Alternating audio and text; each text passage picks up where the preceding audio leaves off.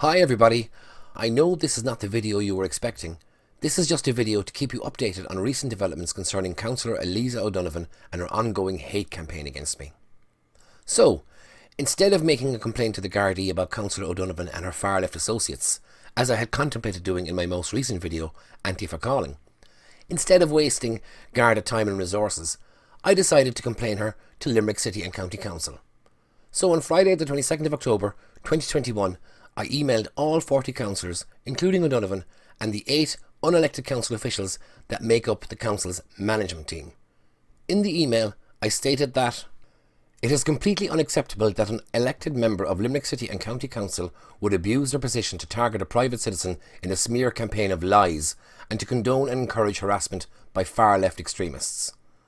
As councillors, you should be aware of your role and function and fulfil your annual legal obligation of reading and adhering to the Local Government Act 2001 Code of Conduct for Councillors. As you are undoubtedly aware from the Code of Conduct for Councillors, Councillor O'Donovan's conduct has violated several sections of the Code, including 2.1, 2.2, 2.3, 4.11 and 9.4. I call on you, the elected members of Limerick City and County Council, to censure Councillor O'Donovan for her appalling behaviour outside the Sacred Heart Church on Palm Sunday, which she not only has refused to apologise for, but even has defended, and for the outrageous lies she has spread about me in her desperate attempts to silence and discredit me. I also issued my first press release in years to the legacy media, both local and national, and not a dicky bird from any of them until yesterday, Saturday the 30th of October 2021 at 5:42 p.m, when I received an email from Sonia Tutty, a writer for the British-run Sunday Times newspaper, saying that she was doing a story all about O'Donovan's reporting of my videos to YouTube and asking me why my videos target O'Donovan. At 5:50 p.m, I tried calling Miss Tutty as she had suggested, but she didn't answer. At 5:52, she sent me a text message to say that she was driving and to text her instead. At this point, I think it's safe to assume that she has no intention of presenting my side of the story. Nevertheless, I replied to her email with my press release and complaint to the council. I'll leave a link to the press release, the email to the council and the Code of Conduct for Councillors in the description. Of course, the Irish Examiner did inadvertently publish my name, as it is clearly visible in O'Donovan's tweet to the National Women's Council of Ireland in advance of their webinar that was embedded in the article, so I'll be chasing them up for a right to reply. During their women-only webinar, O'Donovan doubled down on her lies. My thanks to Late Stage Ireland over on Telegram for providing this clip and for sharing the links to my videos on BitChute. Here's what O'Donovan had to say about me and how she got one of my YouTube videos blocked in Ireland.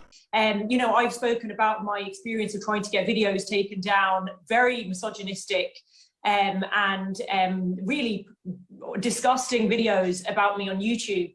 And to do that, I couldn't get them taken down. There is nothing misogynistic or disgusting about my videos. Many people have described them as informative and witty, and Elisa Lies is considered by those that have seen it to be one of my best videos. First of all, I put in a breach of privacy complaint and I was told to deal directly with the content creator. So they wanted me to deal directly with the person who was abusing me, which I obviously did not feel safe to do. That's a lie. She put in an invasion of privacy complaint to try and suppress my unedited footage of her unhinged antics outside the Sacred Heart Church on Palm Sunday. I was notified by YouTube and I appealed, pointing out that there had been no invasion of privacy, as O'Donovan is a public representative in a public space making a public spectacle of herself, while claiming to be doing her job as a councillor. My appeal was upheld and her complaint was dismissed. I know I've said this many times before in previous videos, but it clearly bears repeating. YouTube requires the complainant to contact the content creator directly by email or letter, but only if the complaint is about defamation, not copyright. And there is absolutely no requirement for the complainant to visit the content creator in person, as the mendacious councillor just implied. And even if that were the case, why would she fear for her safety? As one of her own supporters even pointed out at the time, I didn't harass her. If anything, it was O'Donovan that was doing the harassing. She knows full well that I have never behaved menacingly or threateningly towards her, nor would I ever behave in such a manner. If anyone should fear for their safety, surely it's me. She had no problem shouting at me unprovoked from across the road on Palm Sunday. She had no fear whatsoever in walking up to me and recording me up close and in my face. She had no problem walking across the road to me to insult me and make snide remarks about my attempt to help the people in my electoral area.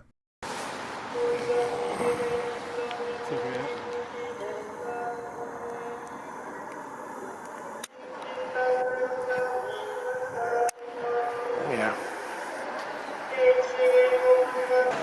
This is sectarianism in action.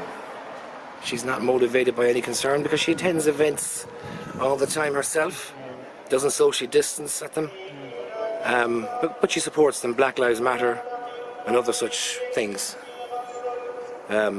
This upsets her. People are practicing their faith, expressing their religious freedom, and this really upsets her. Because at the end of the day, she's a sectarian bigot. And that's her motivation for this. Not public health concerns, because, like I said, she doesn't share those public health concerns for the events she attends.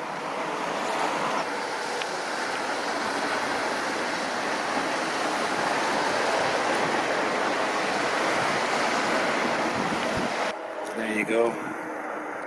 There's the code.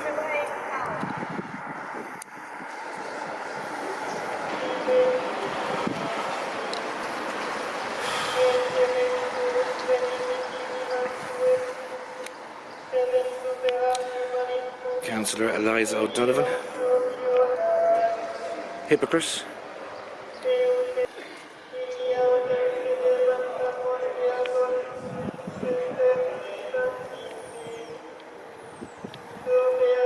Pay privately in your own homes. I'm responsible for this area.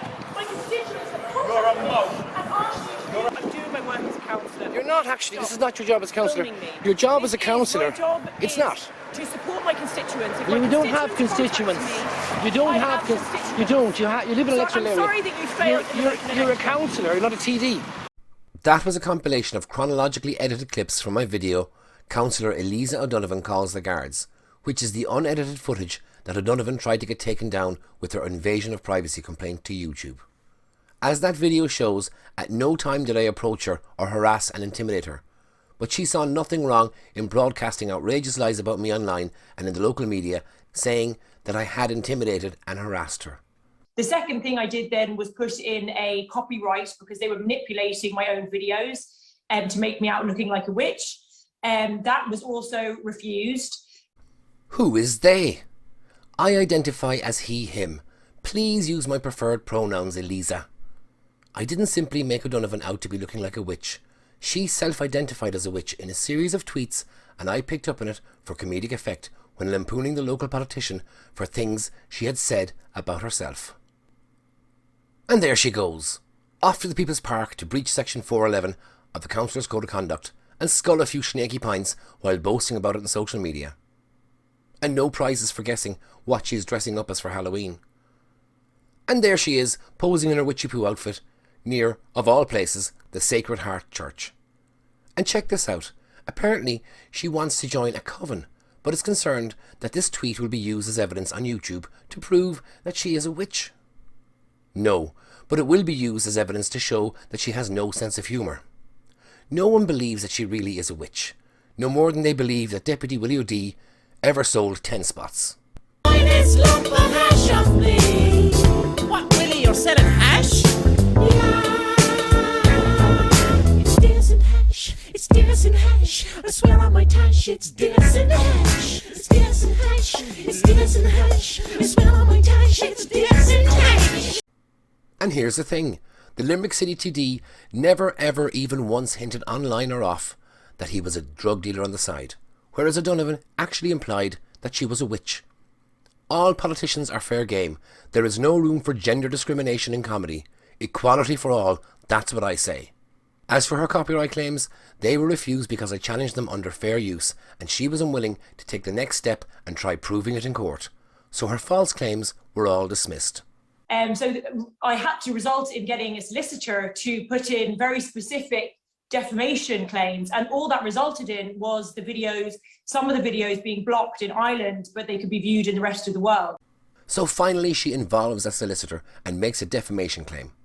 The thing is, though, that neither O'Donovan nor her solicitor ever bothered to contact me directly as required by YouTube, which would seem to indicate that she got a solicitor to lie to YouTube about issuing legal proceedings against me.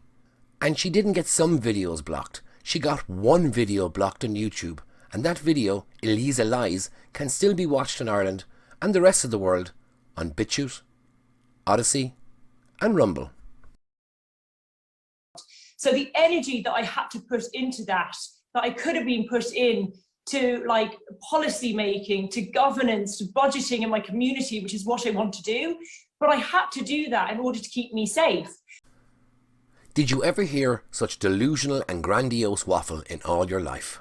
I think she thinks she's a government minister. Councillors have absolutely no individual power. They have collective power, and all of the decisions that they are allowed to make require approval through a majority vote. The really important decisions are made by the unelected council officials. In fairness, she seems to spend more time on Twitter than she does in council chambers. 18,600 tweets, and that figure does not include all of her deleted tweets. Wherever does she find the time to rule us like a queen? She said that it took a lot of energy to try and take down my videos. I mean, how much time and effort did it really take to flag some videos and make a call to a solicitor? Because what is happening is we are seeing very poor moderation across the board on all social media sites. And when things aren't moderated, it leads to mass harassment, which I think, you know, a lot of us here have experienced. This is almost laughable, as she does absolutely no moderation on her own Twitter threads, where she tells lies about me to encourage others to unload their hate. Here's a clip from Antifa Calling that lists the names that I was called in the thread of her National Women's Council of Ireland tweet. Far right, a misogynist, homophobic, a stalker, dangerous, obsessed, violent, a bully, disturbed, a creep, poisonous, a freak, sinister, an idiot, an anti-vaxxer, despite having taken many vaccines, a crackpot, sick-minded, a loser, disgusting slime, a fascist, a harasser, vile, a gobshite, horrible, shit, disturbing, an abuser, absolutely disgraceful, reprehensible, shameful, bloody awful, deplorable, vitriolic, horrendous, zombie, appalling, rubbish, disgusting, fucking zombie, super creepy, woman targeter, unpleasant, bitter, weirdo, utter disgrace, inferior, sad little man, brainwashed, controlling, silencer, perpetrator, ghoul, angry, toxic, mediocre, ham, grim, shocking, sexist, unacceptable, utterly horrific, fuck this guy, cowardly author, worrying, obsessive, mean-spirited, needs psychological intervention, not well. Those are all taken from O'Donovan's dog whistle tweet to her radical far-left associates and clueless supporters. Most of this vitriol was posted within the space of 24 hours, just to give you an idea of what I have to put up with.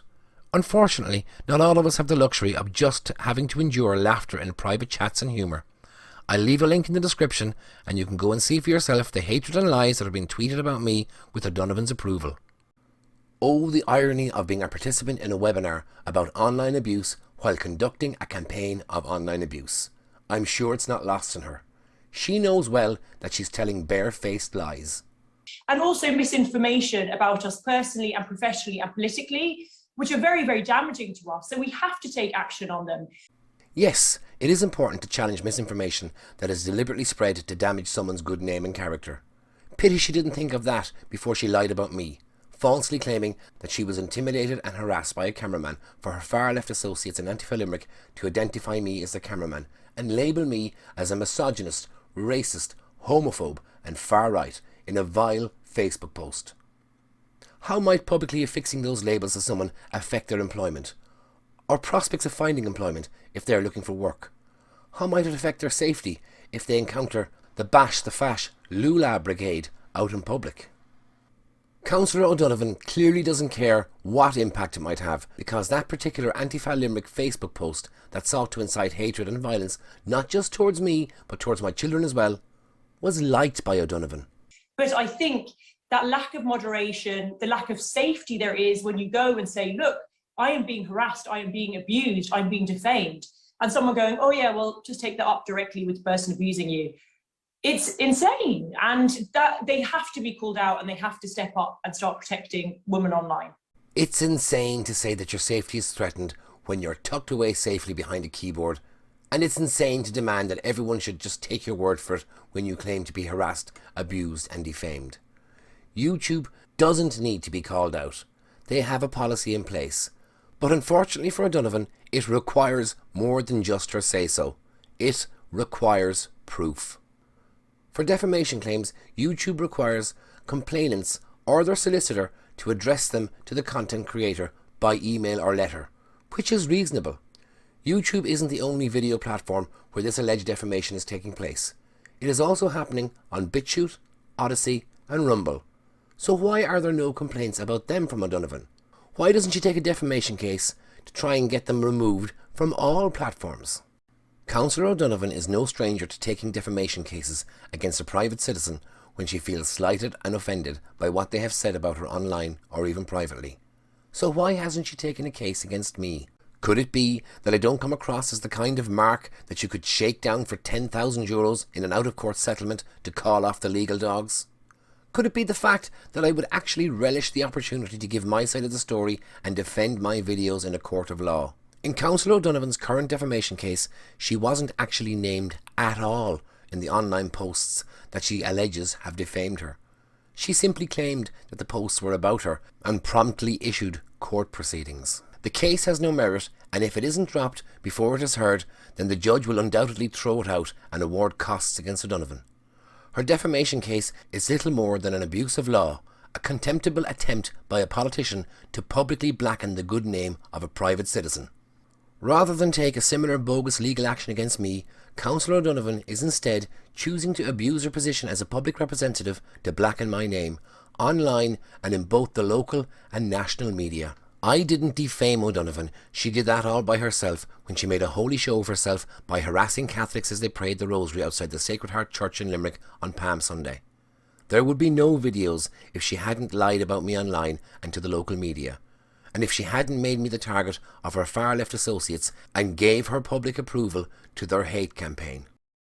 Naturally, O'Donovan is continuing with her attempts to flag my videos and take down my YouTube channel from the comfort of her Twitter bubble safe space, where any criticism of her is called misogyny, even if that legitimate criticism comes from another woman, and where she blocks anyone that disagrees with her. Here she is claiming that all the abuse that I proved happened to me in my recent video, where two complete strangers recognised me as I was filming an anti-lockdown protest, called me a fascist and then threatened me with violence. Fascist. I'm a fascist, I am. You are. How? The captain, you're a fascist. How am I fascist? Get away on a bit. Explain how I'm a fascist. Get away on a bit. You're a fascist, simple as that. How? Fuck off on a bit. Go where was it going is Go good where? now, or he'll make you eat your fucking camera. Oh, he will he? Yeah, he will. Yeah. Off you go now. Off you go now, boy. Take the camera out of my fucking face now. That's not in your face. Take the camera out of the way. I'm not, we're in a public space. You need to go away home if you don't like it. O'Donovan claims that the same abuse is happening to her, but without any proof to show that it is actually happening. We just have to take her word for it. This is nothing new, as O'Donovan is prone to making claims without providing any proof. Here she is, claiming that safety zones are needed because women going for abortions are being intimidated by pro-life protesters outside the Limerick Maternity Hospital, even though the hospital stated that they aren't aware of any protests going on outside. She literally just makes stuff up. Just watch Elisa Lies if you want proof. But let's say that this is a rare occasion where she is not lying. Then of course, to her mind, it can't be her unhinged behaviour and her failure to apologise for it that's at fault. It must be my video of her unhinged behaviour that's the problem. She seems to have no concept of personal responsibility. In this response to Councillor O'Donovan's tweet, one of her simps compares me to the murderer of British MP David MS in a series of tweets and strongly implies that I would do the same to Councillor O'Donovan. All of this hate directed towards me with O'Donovan's approval, all because I defended myself with video evidence that exposed her outrageous lies. What is curious, though, is that while O'Donovan will issue legal proceedings against a private citizen about a social media post that may or may not have been about her, and run to the media and Gardaí to complain about mean things that were said about her behind her back in a private group chat years ago, when it comes to an actual crime being committed against her, she's not really bothered. Here, she complains on Twitter that someone has used her credit card after she supposedly lost it, but can't be bothered reporting it to the Gardaí. Either her priorities are really that skewed, or she is simply lying, and the reason that she won't make a complaint to the Gardaí is because the theft never happened. Seriously folks, you couldn't make it up. I will have to wait and see what, if any, effect that my legitimate complaint to the council will have. So far, I have received acknowledgements from some of the councillors and the management team, but if my correspondence is ultimately ignored and I don't receive a proper response within 30 days, I'll just have to take it further and complain the council to the Ombudsman. I will exhaust all legal and constitutional means to defend my name. In the meantime, until this matter is resolved, I will continue with my fringe journalism to produce video exposés when and as they are required. I didn't initiate all of this. I am not attacking O'Donovan with my videos. I am retaliating against her outrageous and defamatory lies. And next up is Fatal Detraction, the untold story of Deputy Brian Ledden and Councillor Elisa O'Donovan. Unfortunately, Fatal Detraction will not premiere tonight as previously announced. I got my wires crossed and thought that the midterm break was next week instead of this week, so my schedule has been amended accordingly, and I won't have time to work on the video until after the midterm break. Also, some new information has come to light. Some elected representatives and private citizens have contacted me with the assurance of the strictest confidentiality, and there were some very interesting revelations, and I want to work them in while keeping the video to under an hour in duration. I may have to break it into 2 parts to do it justice. We'll see what happens. There really is a lot to go through. So instead is this video to whet your appetite, and while you may be disappointed with the recycling of old footage, you should be aware that it took considerably more effort to produce this than it does the zombie journalism of the legacy media. So remember, sometime in November, and don't forget to subscribe if you haven't done so already, and hit the bell for notifications. You won't want to miss it. So there you have it. Thanks for watching and listening to my side of the story. I'm off now to listen to the Saints and Scholars podcast while I put this video together. It's a Catholic talk show run by ordinary Catholics, but you don't have to be a Catholic to listen to it. Just open-minded and interested in different perspectives. And just before I go, I want to give a big shout out to Conan. God of Mila Mahag with the Conan for sharing my last video. It really helped get it out there. Until the next time, be seeing you.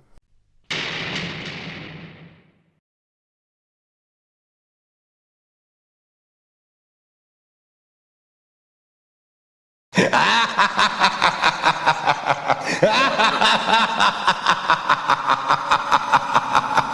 ha!